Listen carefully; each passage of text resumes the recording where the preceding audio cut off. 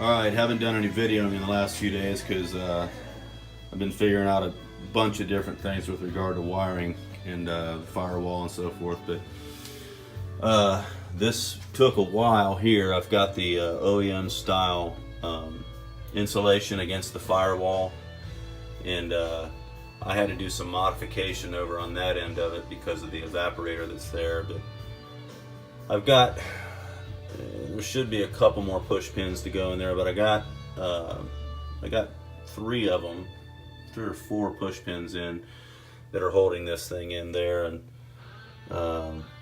yeah, it's gonna be fine. The only issue that I have is the alignment of the holes here are slightly off, but I can adjust for that. But finally got that thing in, so good to go on that. Now I'm gonna put the insulation down on the floorboard, and the rubber matting will meet up in here, attached to those little buttons that are built into the floorboard all the way across, and then the rubber matting will go in. And then at that point I'll start installing these gauges, get the ashtray in, and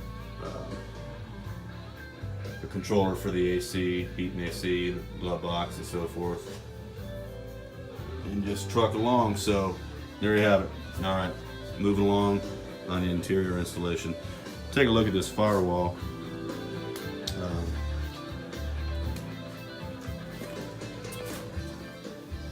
So there's some places here, like right here in this hole, there's going to be a choke cable that comes through there, and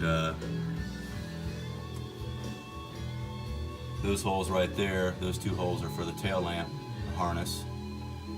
I don't think that top hole is being used for anything, so I'll find a plug for it.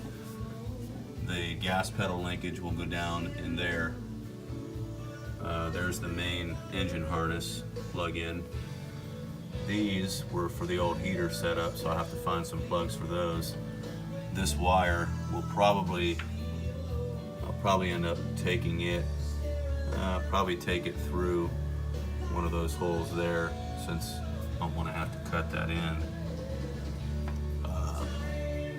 But for the most part, those holes right there, those are all going to be plugged, just capped off. So getting closer and closer here. So I had to order the correct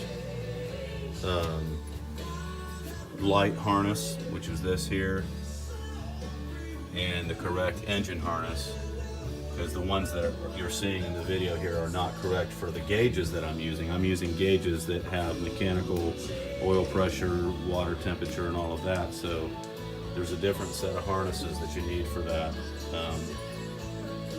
So I had to order that. I'm gonna have to wait for them to get here. So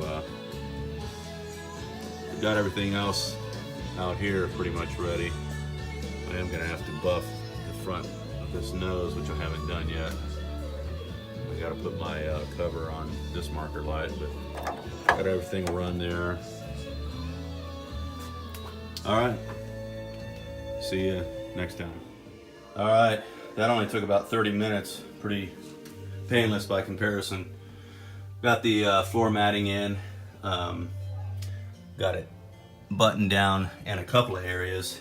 You can see those little buttons that are part of the floorboard coming through there. I didn't put them all down. There's one there, there's one over at the far end over there.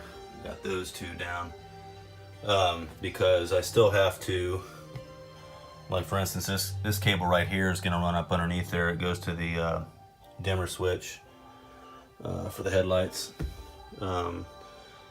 and when I put my speakers and stuff in, I'm going to want to run the wires up underneath there too, and there's just no reason to button it all down. I just wanted to get it basically in there and get the insulation trimmed and all that. So it's going to be good. I might use a razor blade and trim that up a little bit, but all right. So now we're going to move on to the installing the glove box and all the gauges and so forth. Get it all plugged in on this side, and then once my engine harness and my light ignition harness all shows up, or light harness, then I'll be able to get that all set up out here and wrap a few things up and get ready to start this thing up. So, all right, getting on to the gauges and stuff.